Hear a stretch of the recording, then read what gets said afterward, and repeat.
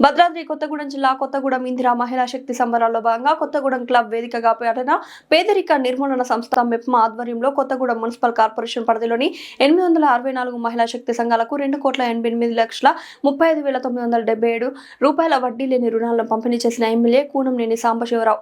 Kothagudem municipal corporation లో 23, 24, 24-25 సంవత్సరాల కింద దాదాపు 2,30,00,000 రూపాయలు వడ్డీని తిరిగి అంటే వాళ్ళు టైంలో రుణాలు కట్టుకున్నందుకు అప్పుడు వాళ్ళు కట్టిన వడ్డీని వాళ్ళకి తిరిగి ఇచ్చే విధంగా వాళ్ళు చేయటం జరిగింది.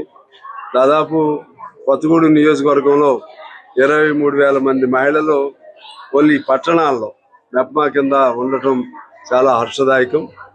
ఈ పథకం కూడా చాలా ఉపయోగదాయకం. అంటే వాళ్ళ డబ్బులు వాళ్ళకే అయినప్పుడు కూడా పొదుపు నేర్చుకోవటం దీనివలన ఎప్పుడో గత అనేక సంవత్సరాల నుంచి నడుస్తుంది. మళ్ళీ ఆ చైతన్యం ఎక్కువైంది. ఆ పొదుపు వలన మళ్ళా తిరిగి రుణం ఇస్తే వాళ్ళు ఏదైనా కుటీర పరిశ్రమలాగా ఏదైనా చేసుకోవడానికి కూడా ఒక అవకాశం ఉంటుంది. తర్వాత సకాలంలో తీర్చడం వల్ల ఆ వడ్డీ ఉన్నటువంటి వడ్డీ రద్దు అవటం వల్ల దీన్ని వడ్డీ లేని రుణాలు అంటున్నారు. ఇటువంటి ఈ స్కీమ్స్ లో పనిచేసేటువంటి ఆర్పీలు ఇటువంటి వాళ్ళు ఉన్నారు. వాళ్ళకి మరీ అతి తక్కువ జీతాలు 6,000 అట్లా ఇస్తుంది గవర్నమెంట్. వాళ్ళని నిత్యం ఫుల్ టైమర్స్ గా వాళ్ళు పనిచేస్తూ ఉన్నారు.